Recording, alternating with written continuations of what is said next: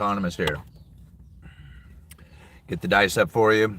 23 people already in the live stream before we got started. That is awesome. Thank you so much for being here. Go hit that like button.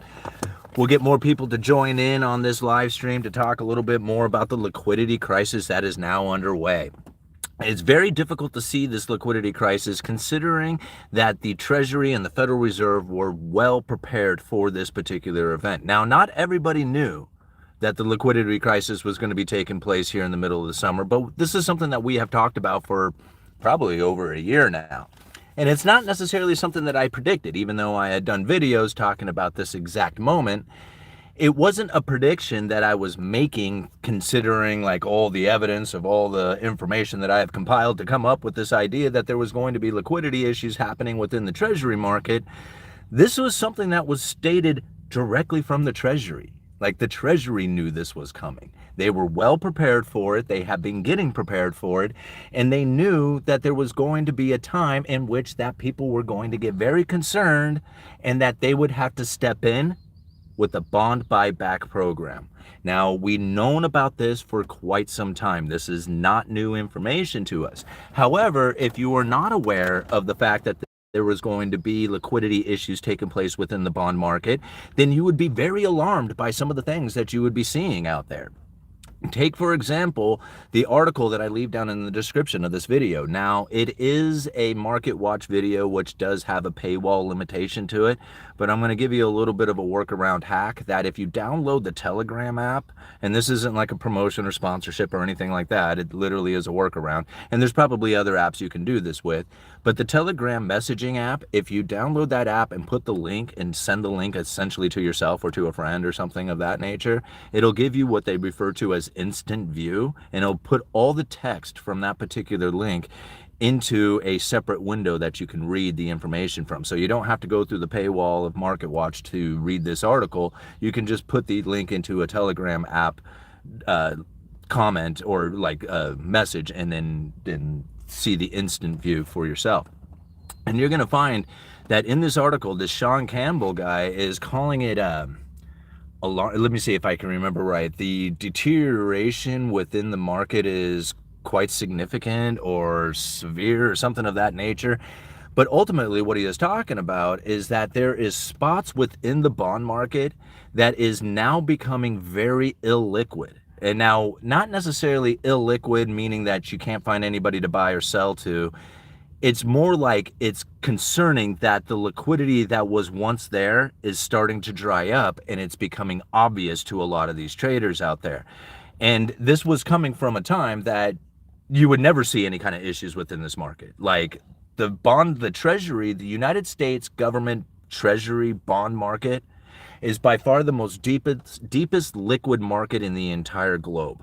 If there is issues that start to take place within this particular market, the Treasury markets, then you're going to start finding financial institutions and all kinds of people who would typically be willing to lend money start to freeze up. Because the government bond is by far the safest place that you could ever park your money. And if that is beginning to have issues with liquidity, meaning that if there is a buyer or a seller out there that is going to sell that bond, their buyer is not there, right? That means the cash is not there to buy that bond.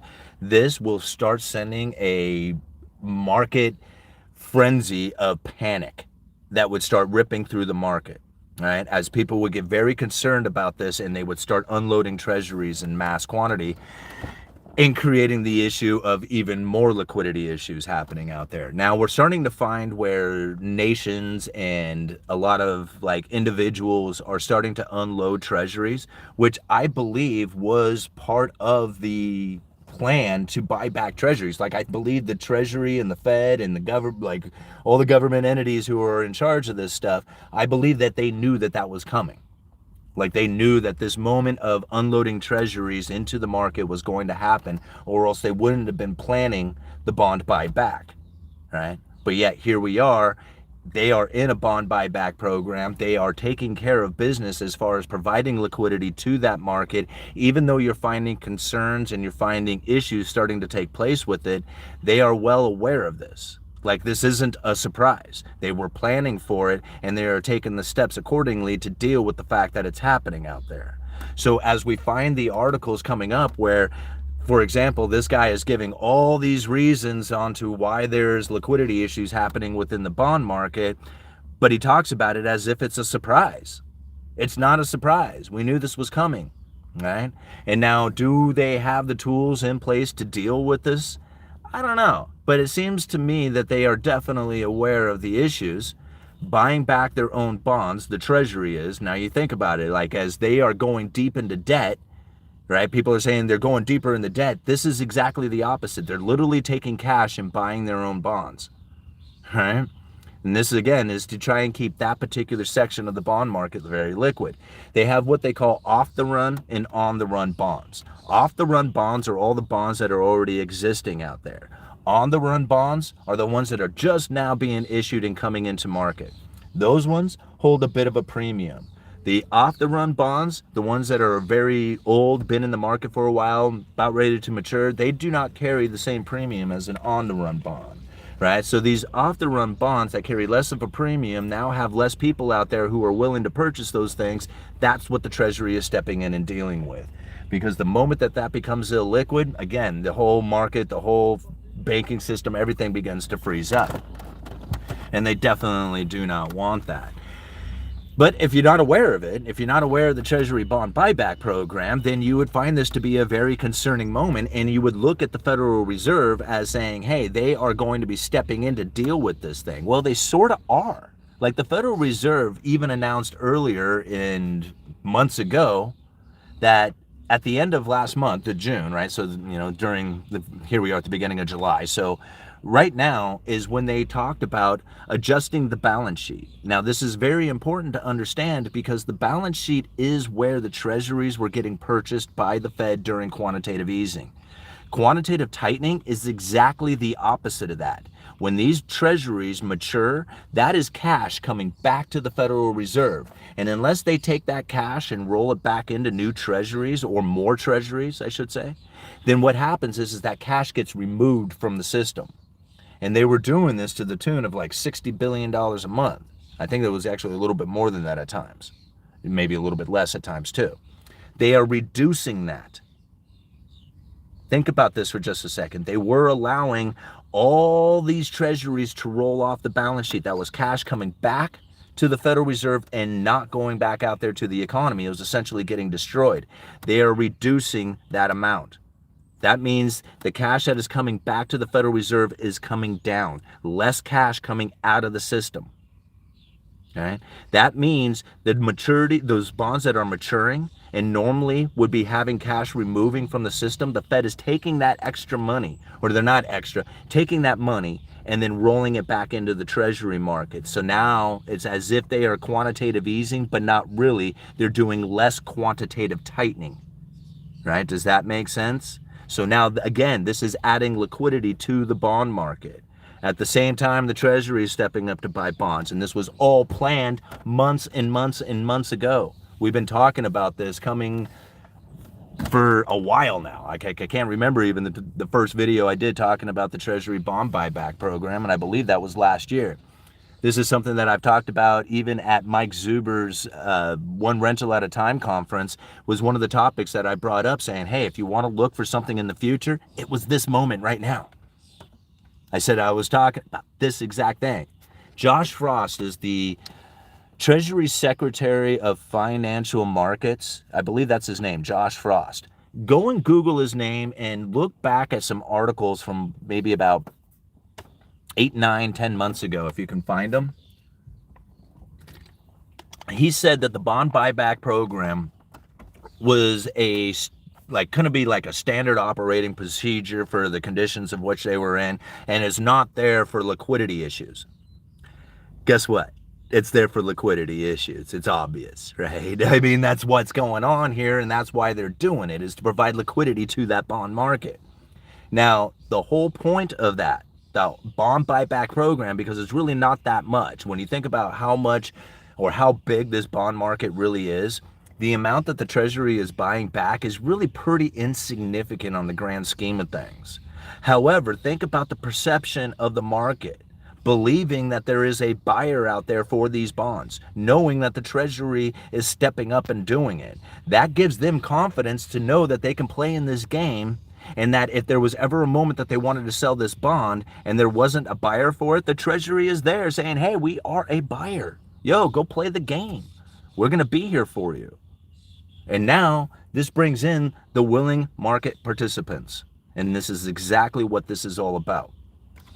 See, it's very difficult to understand it because most people really miss it. They don't see, like, if you don't take into consideration some of the statements that were made months ago and then they were quiet about, then you're never going to see it because they don't come out in the mainstream media and talk about it, right? Like if you didn't record in your mind, or at least in some sort of like file, right, the Treasury buying back its own bonds and then lock that away and hold on to it because nobody else is going to talk about it. Nobody else is going to be considering it. How many times did I bring it up for months and months and months to be wary, paying attention, thinking about the issues with liquidity coming in the middle of 2024? How many times did I say it? I mean, you could go back and find my videos talking about it. It wasn't my prediction, right? This wasn't a prediction. This was the statements coming from the Treasury itself and the Federal Reserve talking about unwinding their balance sheet in the middle of 2024. Sorry, the reduction of the balance sheet. Reducing the unwinding of the balance sheet. That's what I meant to say. Because they've been reducing the balance sheet for some time. But the amount that they are reducing is shrinking. It's like, you know, they can eventually go to the point where they just say, hey, we're not unwinding the balance sheet anymore. All the treasuries that come due, they just roll it right back into new treasuries again. But they're not doing that quite yet, but they're getting closer, right? And again, this would be adding liquidity to the market before they flip and go back into quantitative easing, where they're actually adding more, you know, printing up money and buying the treasuries again. All right, just wanted to bring this one up. We got 278 people watching. Do we need to break anything down and talk about it a little bit more or deeper into any particular things? One question: why do schools own random property all over town? Real estate investments. Those dice makes me think of the movie Grease. Thanks, Kirk. Yeah, a fan sent them to me a long time ago, so they ended up sticking around. They are fooling themselves into more comfortable denial, but the show's over. Those pensions won't be fulfilled. All right. Yeah, no more spending, only saving. The economy is dying from the gluttony of the selected. Yeah. Hey, PM Galleria, it's great to see you, man. All right, BTC is pumping. Don't forget to hit the thumbs up. Yes, please do. Come for the monetary policy. Stay for the golf carts. No golf carts, no stay. All right. We need golf cart hats as UE's logo. Yeah, we do. Once that would be so funny. Once the ish hits the fan, words won't matter. And let's cruise down here to the bottom. All right. Simon, can you talk more about the Treasury? I'm not sure. What is it that you really need to know about the Treasury itself? Like, I mean, here's the thing about the Treasury is that there's really no other way of bringing new money or expansion into the system without offering up the safe and liquid asset of the U.S. Treasury. So the demand for the U.S. Treasury is really where I think the government is ultimately forced into ever increasing amounts of debt issuance, right? They're issuing out this debt. And now people are saying, oh man, look at the horribleness of what the government is doing. But think about the awesomeness of what is actually taking place. Like, people around the globe are in demand of the U.S. Treasury, that safe and liquid asset. Now that gives us unreal amount of purchasing power when it comes to the dollar, because we don't have to convince somebody to try and buy our debt. They want it.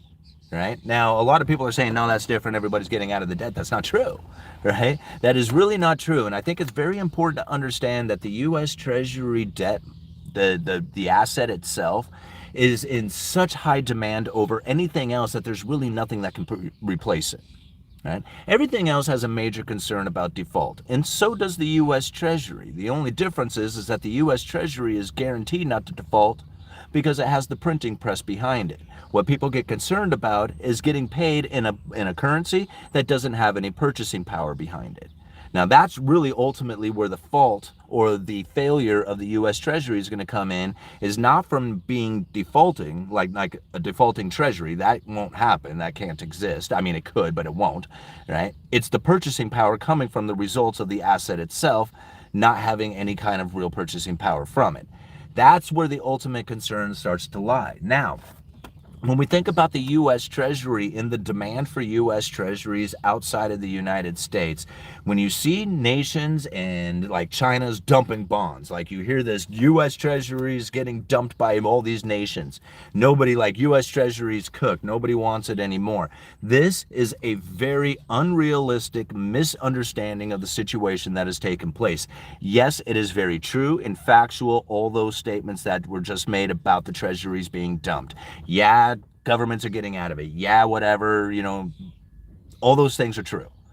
The reasoning behind it is misunderstood, because the fastest, easiest way to get into cash is to sell your treasury. Like, you might have all kinds of other assets out there, but they may not be as liquid as the U.S. Treasury is, because the U.S. Treasury is almost as good as cash. That's how liquid it is. It's a very deep and broad market that doesn't have a limitation of buyers and sellers. It has an overabundance of buyers and sellers in it. That's the whole point of it. That's why it's holding the position that it does. So when nations out there or corporations or people have taken out debts in dollars, think about this. They wrote up a contract. I owe you, not the United States, but some other foreign person out there or some other corporation, 100 US dollars, right? They write that contract up. They send it out there to the world, right? Doesn't have anything to do with the United States. Doesn't have anything to do with our government, not our banking, not our corporations, not our individuals, nothing. Doesn't have nothing to do with the United States at all, except the fact that that contract was written in US dollars. Now, guess what? When that contract comes due, they got to come up with US dollars to pay it off. That is very difficult to do if you can't sell your product because we got a global slowdown. You can't borrow anymore because nobody wants to lend you any money. Where are you going to come up with those dollars? Oh, maybe the fastest, easiest way is to sell off your U.S. Treasuries. The one asset guaranteed to come up with the dollars that you need to pay your debts. That's why these nations are dumping their treasuries. It's not because they want out of a safe and liquid asset because they don't trust it anymore. It's because they need the cash. That's why they're doing it. And the more they do it, it causes the prices to fall, which hurts them even more, causes the yields to rise on those treasuries, which strengthens the dollar ever more. Right? And this is, again, if you kind of follow Brent Johnson and Jeff Snyder, they talk about this stuff deeply. Like, they really understand it. I just kind of got a vague understanding of it, comparatively to those guys. And so, again, like the Treasury right now, and we've been talking about this, they were like, everybody's like, look at all the amount of debt that they're issuing. And I'm like, yeah, it's sitting over at the Treasury General account. The TGA, go Google and check it out. Before all this stuff happened, there was so much money in the Treasury General account, far more than whatever had been in there prior to the pandemic. Like, typically, this is their operating cash. Like, if you had a bank account in which that you wrote checks from, that's kind of like the TGA for the government, right? The Treasury General account. Now, when you look at that account, if you type in TGA Fred, right, the Federal Reserve Education site, whatever it is, you're going to find a chart of the Treasury General account, and you're going to see that it had increased dramatically prior to the pandemic, but still that was very small comparatively to what happened to it during the pandemic. Because all of a sudden that thing went from, I forget what the exact numbers are, to an ungodly amount, right? It was loaded up with cash. Well, that was because of all the stimulus that was taking place. They had to issue out the checks for the, enhanced unemployment, all the stuff that they did during the pandemic to try and deal with the economy. All that stimulus stuff came out of the Treasury General account. So it got loaded up with cash. Then there was the second round of stimulus. So you see these two giant like spikes within the Treasury General account that were, both of those were stimulus packages. But now, if you look, there is another giant spike in the Treasury general account, but there's no stimulus packages happening. Why is it there? Why is all that money there? Oh, maybe because of the Treasury buyback program. It's got to be there if you are going to convince people that you're actually going to do it. If you didn't have the money, they would be like, what are you going to buy it with? Right? But they got all this money sitting there waiting to purchase back their own bonds, and they were getting prepared for this for months. Like, they knew it. Think about it. If even more people start dumping treasuries, that's going to cause the yields to rise and the prices to fall, and the treasury's buying bonds. Are they buying back their own bonds at a better price? Are they actually making a good business decision? Like, that's not something that you would typically think of coming from the government, right? But that is what happens if the yields continue to rise, right? Especially if the Fed says, like they are, like, we're going to have to wait and see. We're not cutting. We're not, like, before we were going to do 7 rate cuts. Now we're not going to even do any, or maybe, possibly. What happens to the yields? The yields begin to rise and those bond prices to fall. And the bond market is like going, oh, shit, now what do we do, right? If the bond prices are falling and the Treasury is like, oh, no, we're going to prevent that from happening. But, yeah, they did come down. Let's pay that off, right? I mean, nobody talks about it like this, but, this is what I see happening, and it's kind of what I predicted would happen when I read about the Treasury bond buyback program. All right, 346 people with 102 people hitting that like button. Go hit that like button. I'll be out here for probably another 20 minutes or so. All right, people obviously pay to and for paper. All the Fed has to do is make a special purpose vehicle like quantitative easing and doesn't count towards the national debt. But that's the thing. It's not that they just have to. That special purpose vehicle needs a particular situation, an unusual and exigent circumstance. The special purpose vehicle is illegal. They can't do it. It is against their charter.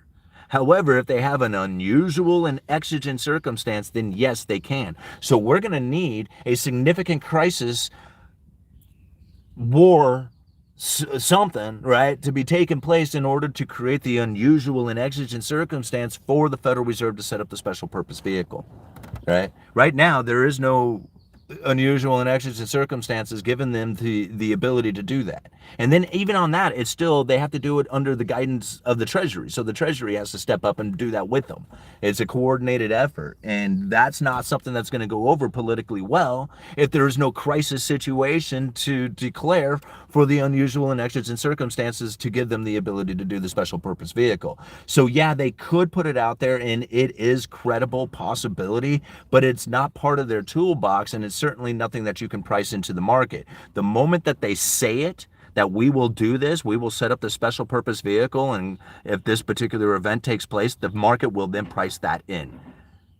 That is very important to understand. So they don't have a special purpose vehicle or anything else. We can perceive of it, we can believe it, we can think of it, we can imagine it being a possibility, but that's not part of the monetary policy. Not until they have the unusual and exigent circumstance, which we don't know of yet. Like, that would be the black swan event or something of that nature. Water's wet, fire's hot, things are what they are. Sort of sucks when people wake up and realize they are blissful. Remember, ignorance is bliss. Yeah, that's one of the reasons why I don't watch a lot of the war stuff, right? I came across, like, I don't know how I did it, but anyway, I saw some drone footage, of these drones chasing these, Russian soldiers around and stuff, and God, it was terrible, right? Now, some people look at that and it's just like, hey, well, they deserve whatever. I don't see it that way, right? I think about the scariness of a little tiny mechanical thing chasing you around, right? And how, like, the Terminator kind of aspect of all that stuff. Yeah. And it's not a matter of being ignorant, right? Because the ignorance is bliss. I know that exists, right? I know it exists out there, right? I think probably it's better to not have those images rolling through your head on a regular basis, imagining those things and thinking about it happening to you is probably one of the worst things that you could do for trying to figure out what it is that you need to do going into the future. Not saying that it isn't a possibility or saying that, it's not something that you should be like unaware of. What I'm saying is like diving deep into that sort of thought and theories and stuff like that will deteriorate your future. I know it will because I've done it, All right, moving on. I don't even think of war as immoral anymore. It's mostly just stupid and wasteful. I agree. Just waiting for a car maker to name an electric car the Escape. Welcome to 1984. I can pay my taxes.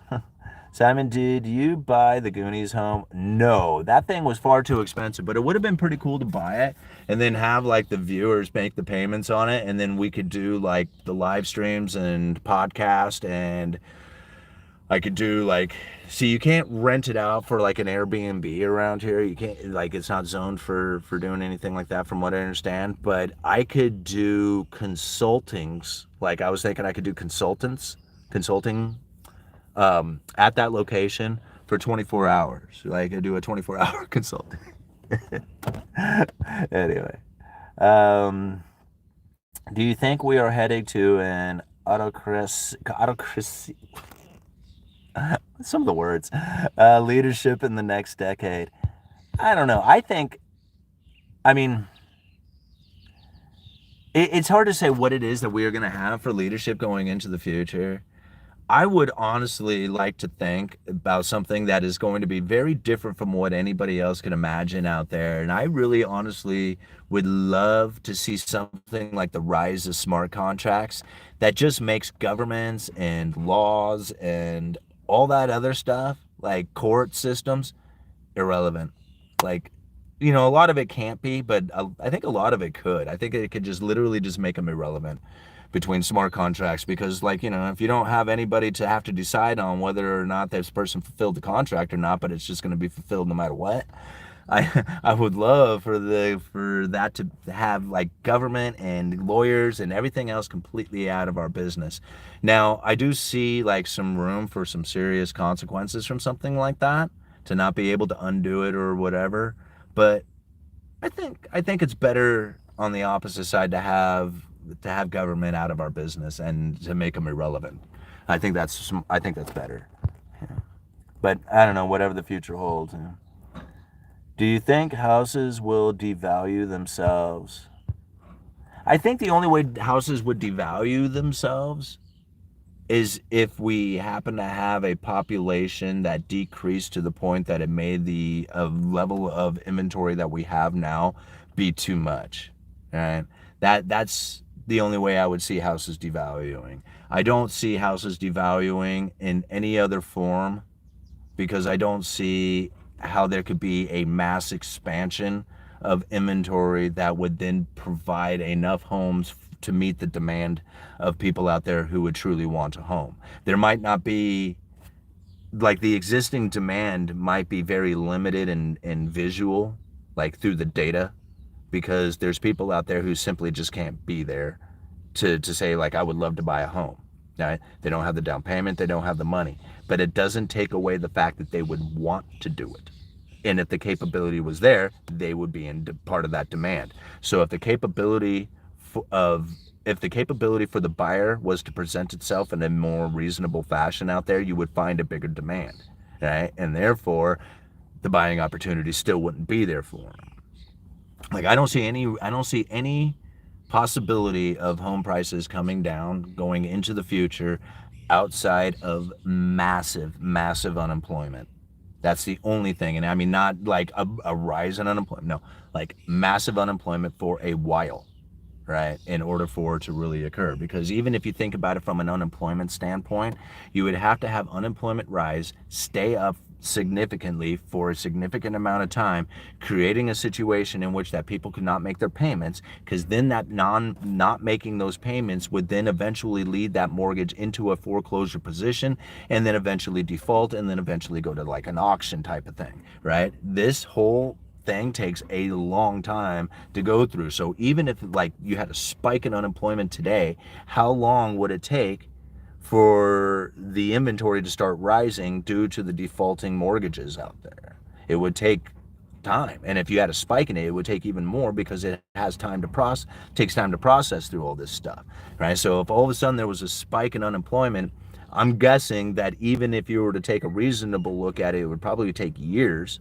before that house would truly go into foreclosure or auction type of scenario, right? It might happen quicker, you know, at the beginning, but as the wave of people started running into the economy, driving up, like the wave of people defaulting, which would actually bring a level of inventory that would be significant, that wave of people defaulting would then bog down the financial system, not being able to process all those foreclosures, and then the timeline would take even longer for people to be kicked out of that house to have that house come up for auction. So again, like, even if that was to occur today, which it's not, but if it was, then it would take time, right, for it to occur. Even if you were to start ramping up now, like how far into the future would it have to take before that unemployment rose significantly, stayed significant, for there to actually trigger that defaulting moment within the mortgages?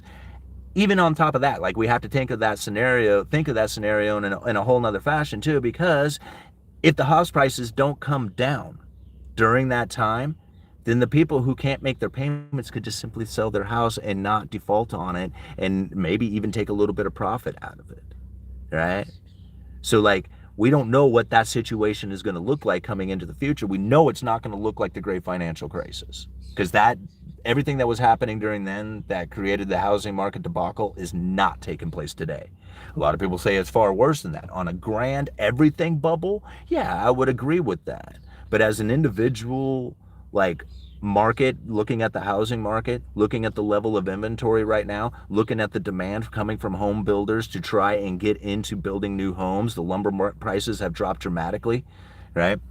This is all showing signs to me that the rise in inventory is probably not going to be there. It's not coming from the builders. It's not going to come from foreclosures, from the rising of unemployment, which isn't occurring, right? People aren't forced to sell their homes right now for any particular reason. There's no reason to believe that there's going to be any like significant drop significant rise in mortgages that would create even more pressure within the mortgage market. None of that stuff is out there. Right?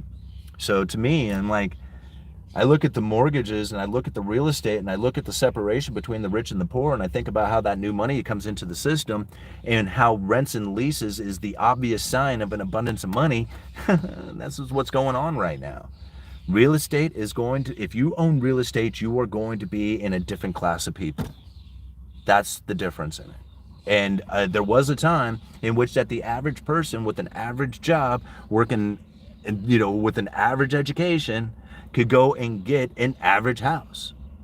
That's not happening now. It's not happening. It's not gonna happen, right? There might be a little tiny blip in the moment during the history in which that you might have an opportunity to buy into a house. Post the great financial crisis, if you had cash, if you had good credit, if you had the ability to get into it, that was your moment. But that was very short-lived. And to sit there and wait and wait and wait and wait and wait for your opportunity to take advantage of this means that the inequality is separating from you. Like, you are leaving yourself behind, right? And I'm not trying to encourage people to go out there and buy homes. What I am saying is, from the observations, from history, from the things that I am reading, from what I am learning about the economy, from what I am seeing going on right now, if you're not a property owner, you're going to get left behind. That's all there is to it. You have to be a capitalist who invests hardcore into this system, right? Whether it's in the stocks and the bonds and whatever, you figure out where it is that you need to place your money so you can get the return, or you need to be a property owner. That's it. There's the only two places you can go. Right? I mean, Cantillon described it so long ago. There's three people who live independently of the state: the prince, whoever the hell that is, right? The capitalist who invests into the system, and the property owners. That's it. Those three people are the only ones who live independently of the state. Everybody else is dependent upon them for one thing or another, for your day job, for your pension fund, for all that other stuff, right? You're dependent upon the government. You depend upon, somebody else out there, but there's no independence that is found unless you are a capitalist or you are the property owner. That's it,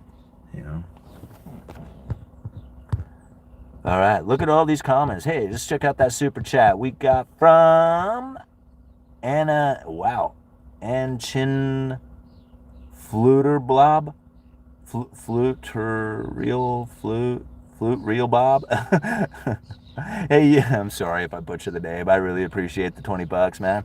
All right, hey, UE. Are there significant price differences across the country on lumber packages for new build throughout the country? Are you still available for private consults? Yeah. And are you the same one you tried before?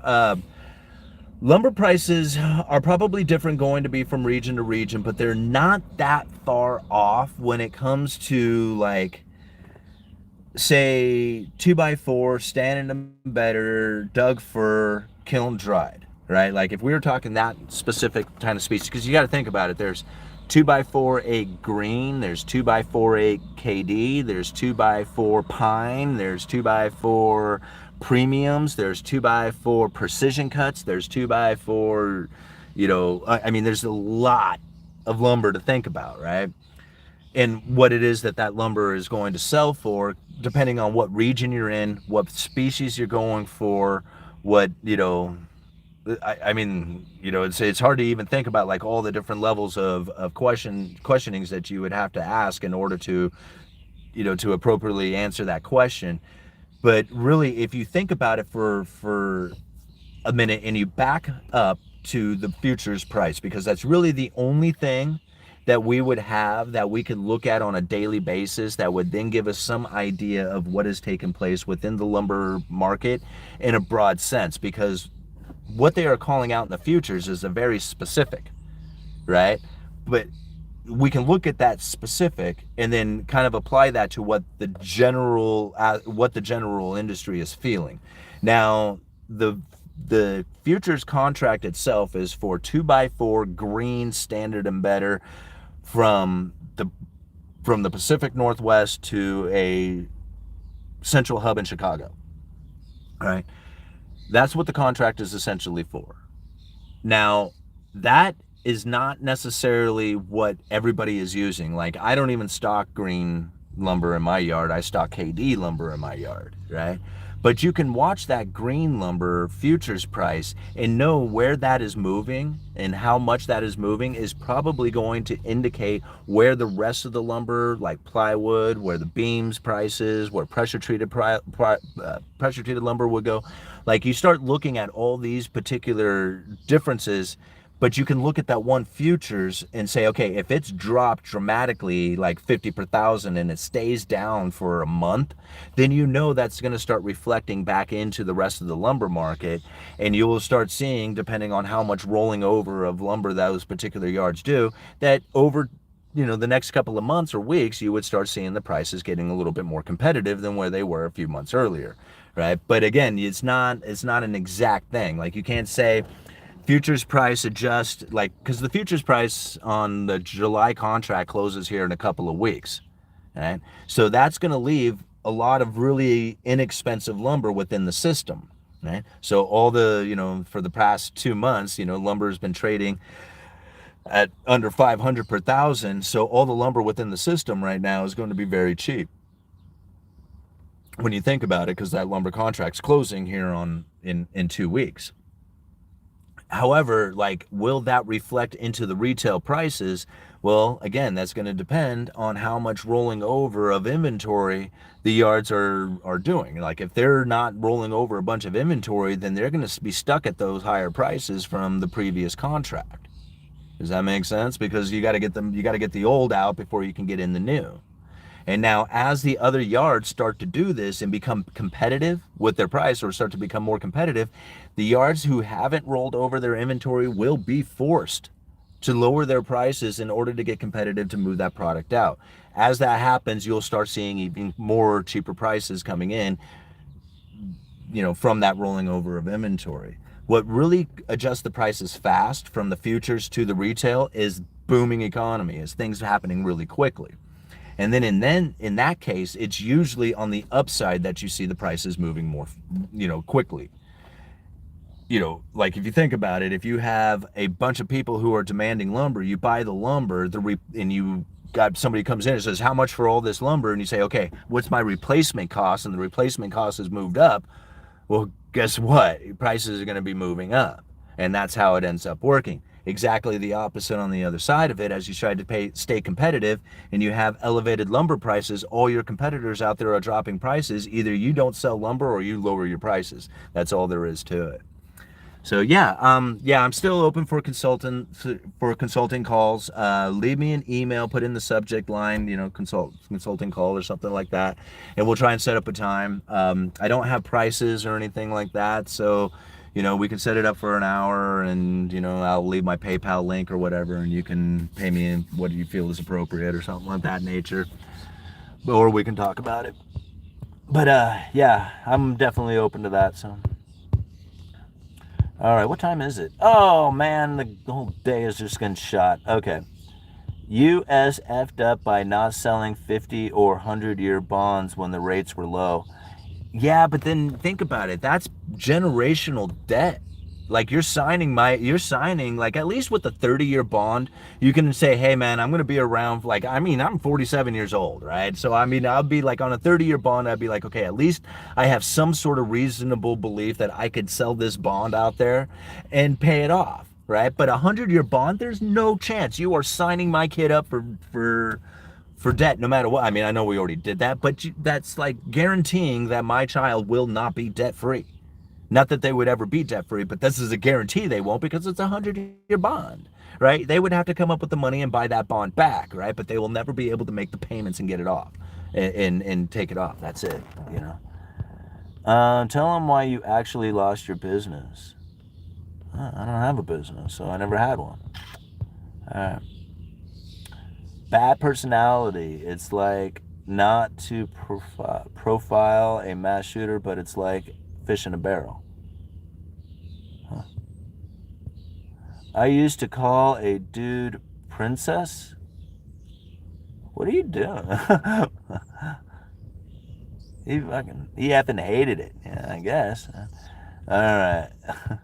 Do you feel like your financial position in life gives you the know how to be a consultant?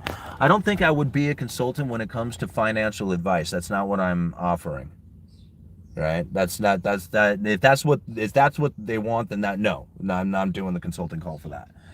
What I will do is I will explain monetary policy if that's what you like. If you want to talk about the lumber industry and my insight into the lumber industry, I will talk about that.